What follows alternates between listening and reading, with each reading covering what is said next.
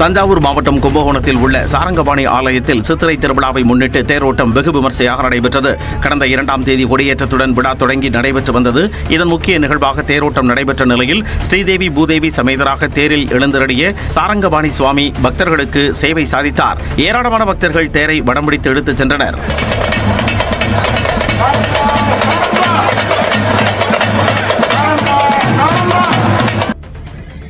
திருவள்ளூர் மாவட்டம் பொன்னேரி மீன்வளக் கல்லூரியில் 2,27,00,000 ரூபாய் பணத்தை கையாடல் செய்த புகாரில் தற்காலிக ஊழியர்கள் 2 கைது செய்யப்பட்டுள்ளனர். கல்லூரி நிர்வாகத்தினர் வரவு செலவு கணக்குகளை சரிபார்த்த போது பண மோசடி நடந்திருப்பது தெரியவந்தது. இதையடுத்து நடந்த விசாரணையில் முன்னாள் தற்காலிக ஊழியர் மோகன், தற்போதைய தற்காலிக ஊழியர் ஆகாஷ் ஆகிய இருவரும் போலி ஆவணங்களை தயாரித்து போலி கையெழுத்திட்டு பண மோசடி செய்தது உறுதியானது. நாமக்கல் மாவட்டம் ராசிபுரம் பழைய பேருந்து நிலையம் அருகே வைக்கப்பட்டிருந்த கட்சிகளின் கொடிக்கம்பங்கள் அகற்றப்பட்டன. உள்ளாட்சித்துறைக்கு சொந்தமான இடங்களில் வைக்கப்பட்டுள்ள கட்சிகள் மற்றும் சாதிய ரீதியிலான கொடிக்கம்பங்களை அகற்ற நீதிமன்றம் உத்தரவிட்டிருந்தது. இந்த நிலையில் ராசிபுரம் பேருந்து நிலையம் அருகே அமைக்கப்பட்டிருந்த திமுக, அதிமுக, பாமக, தேமுதிக, விசிக உள்ளிட்ட கட்சிகளின் கொடிக்கம்பங்களை நகராட்சி நிர்வாகத்தினர் அகற்றினர். திருப்பூர் மாவட்டம் தாராபுரத்தில் சாலையோர கடைகள் அகற்றப்பட்டதை கண்டித்து வியாபாரிகள் சாலை மறியலில் ஈடுபட்டனர். பொள்ளாச்சி சாலையில் விவசாயிகள் அல்லாத வெளியாட்கள் சாலையோரங்களில் காய்கறி கடைகளை அமைத்து விற்பனை செய்து வருவதாகவும், இதனால் உழவர் சந்தையில் கடை அமைத்துள்ள விவசாயிகளின் வியாபாரம் பாதிக்கப்படுவதாகவும் புகார் எழுந்தது. இதையடுத்து சாலையோரம் இருந்த கடைகளை அகற்ற அதிகாரிகள் நடவடிக்கை எடுத்தனர். இதனை கண்டித்து தாராபுரம் பொள்ளாச்சி சாலையில் வியாபாரிகள் மறியலில் ஈடுபட்டனர். செங்கல்பட்டு மாவட்டம் மதுராந்தகத்தில் தனியார் பேருந்து மோதி இருசக்கர வாகனத்தில் சென்ற அரசு பேருந்து ஓட்டுநர் உயிரிழந்த சம்பவம் சோகத்தை ஏற்படுத்தியுள்ளது. செல்வராஜ் என்பவர் மதுராந்தகம் பணிமனையில் அச்சரப்பாக்கத்திலிருந்து செய்யூர் செல்லும் பேருந்தின் ஓட்டுநராக இருந்தார்.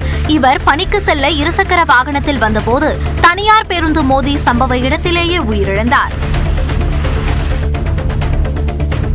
விழுப்புரம் அருகே பெரும்பாக்கத்தில் கோயில் திருவிழாவில் மின்சாரம் தாக்கி 14 வயது சிறுவன் உயிரிழந்த சம்பவம் சோகத்தை ஏற்படுத்தியிருக்கிறது. அங்காளம்மன் கோயில் திருவிழாவை முன்னிட்டு அம்மன் வீதி உலா நடைபெற்றது. அப்போது ஜெனரேட்டர் அருகே அமர்ந்திருந்த 14 வயதான நிதிஷ்குமார், கிருஷ்ணராஜ் ஆகியோர் மீது மின்சாரம் பாய்ந்தது. உடனடியாக இருவரும் மருத்துவமனைக்கு அழைத்துச் செல்லப்பட்ட நிலையில் நிதிஷ்குமார் ஏற்கனவே இறந்துவிட்டதாக மருத்துவர்கள் கூறியுள்ளனர். கிருஷ்ணராஜுக்கு தொடர்ந்து சிகிச்சை அளிக்கப்பட்டு வருகிறது. நெல்லை மாவட்டம் வடக்கன்குளம் அருகே ஆடு மேய்க்கச் சென்ற 60 வயது மூதாட்டியை பாலியல் வன்கொடுமை செய்து 3 சவரன் நகையை பிரித்த இளைஞர் கைது செய்யப்பட்டார். குளக்கரையில் ஆடுகளை மேய்த்துக் கொண்டிருந்த மூதாட்டியை வன்கொடுமை செய்த இளைஞர் நகையுடன் தப்பியோடியுள்ளார். அக்கம் பக்கத்தினர் மூதாட்டியை மீட்டு மருத்துவமனையில் அனுமதித்தனர். இந்த சம்பவம் தொடர்பாக விசாரணை நடத்திய காவல்துறையினர் காவல் கிணறு பகுதியைச் சேர்ந்த 25 வயதான லட்சுமணன் என்பவரை கைது செய்தனர்.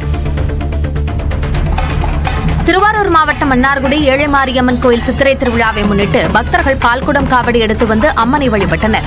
கணக்கன் தெருவில் உள்ள ஏழை மாரியம்மன் கோயில் சித்திரை திருவிழா கடந்த 2ஆம் தேதி திருவிளக்கு பூஜையுடன் தொடங்கியது. இந்த நிலையில் ஹரித்ரா நதி தெப்பக்குளத்திலிருந்து 100க்கும் மேற்பட்ட பக்தர்கள் பால்குடம், செடில் காவடிகளை எடுத்து ஊர்வலமாக வந்தனர். முக்கிய வீதிகள் வழியாக சென்ற பால்குட ஊர்வலம் கோயிலை அடைந்ததும் ஏழை மாரியம்மனுக்கு பாலாபிஷேகம் நடைபெற்றது.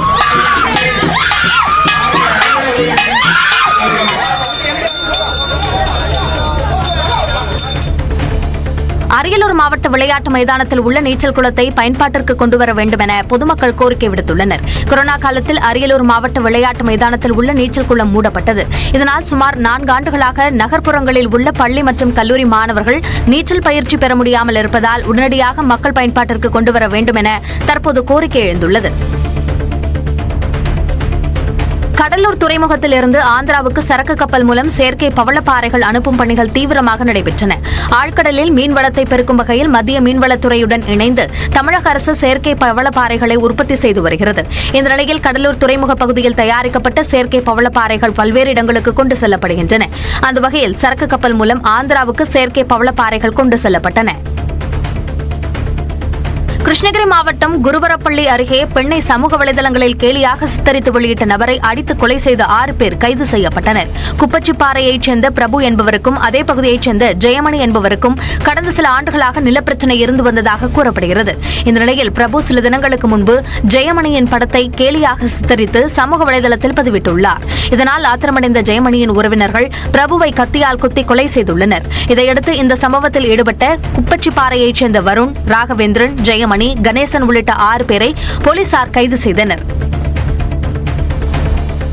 விருதுநகர் மாவட்டம் ராஜபாளையம் அருகே வீட்டில் கள்ளச்சாராயம் காய்ச்சி இருவர் கைது செய்யப்பட்டனர். ராஜபாளையத்தில் துரைசாமிபுரம் செங்குட்டுவன் தெருவில் சந்தோஷம் என்பவரது வீட்டில் ஸ்ரீவில்லிபுத்தூர் மதுவிலக்கு காவல்துறையினர் சோதனை செய்தனர். அப்போது வீட்டில் அவர் கள்ளச்சாராயம் காய்ச்சி விற்பனை செய்தது தெரியவந்தது. இதையடுத்து சந்தோஷம் மற்றும் அவருக்கு உதவியாக இருந்த ஜோதி ஆகியோரை கைது செய்த காவலர்கள் அவர்களிடமிருந்து 1 லிட்டர் சாராயம், 10 லிட்டர் சாராய ஊரல், சிலிண்டர் அடுப்பு மற்றும் பாத்திரங்களை பறிமுதல் செய்தனர்.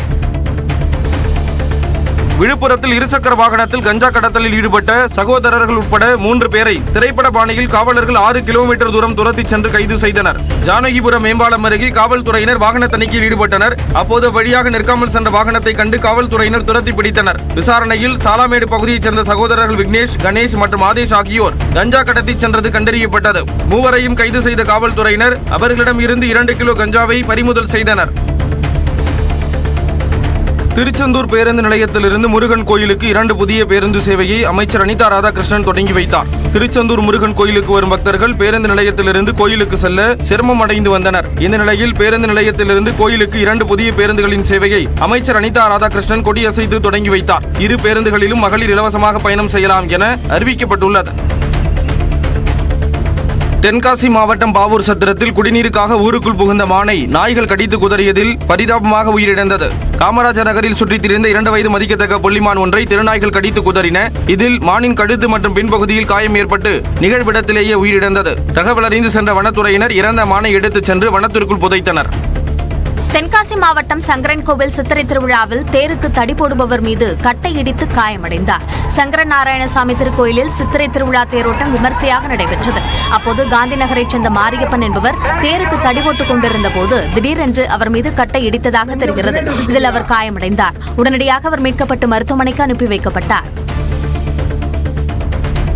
சித்ரா பௌர்ணமியை ஒட்டி திருவண்ணாமலை அண்ணாமலையார் கோயிலில் பக்தர்கள் பாதுகாப்பு மற்றும் முன்னேற்பாடுகள் தீவிரமாக நடைபெற்றன. வருகிற 11ஆம் தேதி இரவு 8 மணிக்கு தொடங்கி மறுநாள் இரவு 10 மணி வரை பக்தர்கள் திருவண்ணாமலையில் கிரிவலம் மேற்கொள்ள உள்ளனர். இந்த நிலையில் பக்தர்களின் வசதிகளை மேம்படுத்த போர்க்கால அடிப்படையில் பல்வேறு நடவடிக்கைகள் எடுக்கப்பட்டு வருகின்றன. தற்காலிக பேருந்து நிறுத்தங்கள், நிழற்பந்தர்கள், குடிநீர் மற்றும் கழிப்பறை வசதிகள் உள்ளிட்டவற்றை கோயில் நிர்வாகம் மற்றும் மாநகராட்சி நிர்வாகத்தினர் மேற்கொண்டு வருகின்றனர். தேனி வீரபாண்டி கௌமாரியம்மன் கோவில் தேரோட்டம் வெகு விமர்சையாக நடைபெற்றது. வடம் பிடித்து இழுத்து ஆட்சியர் ரஞ்சித் சிங் தேரோட்டத்தை தொடங்கி வைத்த நிலையில் பக்தர்கள் பரவசத்துடன் தேரை இழுத்தனர். மஞ்சள் நிற பட்டுடுத்தி தேரில் எழுந்திரடிய அம்மனை கண்டு பக்தர்கள் பூரிப்படைந்தனர். திரளான பக்தர்கள் கலந்து கொண்டு சாமி தரிசனம் செய்தனர்.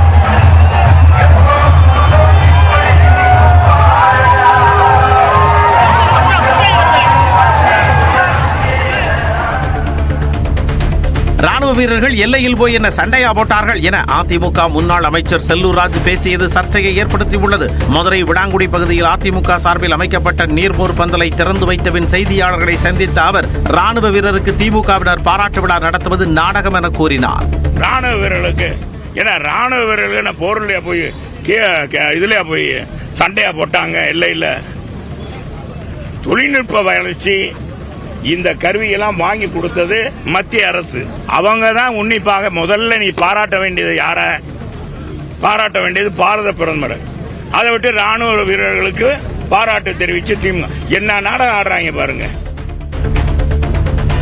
திருவண்ணாமலை அண்ணாமலையார் கோயில் மற்றும் சுற்றுவட்டார பகுதிகளில் வெடிகுண்டு நிபுணர்கள் அதிரடி சோதனையில் ஈடுபட்டனர். பலத்த பாதுகாப்புடன் அனுமதிக்கப்பட்டு வரும் சூழலில் சித்ரா பௌர்ணமி நாளில் அதிக அளவில் பக்தர்கள் வருவார்கள் என எதிர்பார்க்கப்படுகிறது. இந்த நிலையில் வெடிகுண்டு நிபுணர்கள் 6 குழுக்களாக பிரிந்து கிரிவலப்பாதை, மாட வீதிகள், ரயில் நிலையம் உள்ளிட்ட இடங்களில் சோதனையில் ஈடுபட்டனர். அடுத்த 3 நாட்கள் பல்வேறு இடங்களில் சோதனைகள் நடத்தப்படும் என வெடிகுண்டு நிபுணர்கள் கூறியுள்ளனர். கோயம்புத்தூர் மாவட்டம் வால்பாறையில் கூடுதலாக 3 பேருந்துகள் இயக்கப்படுவதால் தேயிலை தோட்ட தொழிலாளர்கள் மகிழ்ச்சி அடைந்துள்ளனர். இங்கிருந்து கோயம்புத்தூர், பழனி, சேலம் உள்ளிட்ட இடங்களுக்கு பேருந்துகள் இயக்கப்பட்டு வருகின்றன. இந்த நிலையில் அமைச்சர் அறிவுறுத்தலின்படி பொள்ளாச்சி வழித்தடத்தில் கூடுதலாக 3 புதிய பேருந்துகள் இயக்கப்படுவதற்கான சேவை தொடங்கப்பட்டுள்ளது. இதனால் தேயிலை தோட்ட தொழிலாளர்கள், உள்ளூர் மக்கள் மகிழ்ச்சி அடைந்துள்ளனர். அண்மை செய்திகளுக்கு தொடர்ந்து இணைந்திருங்கள். இது நியூஸ் 18 தமிழ்நாடு.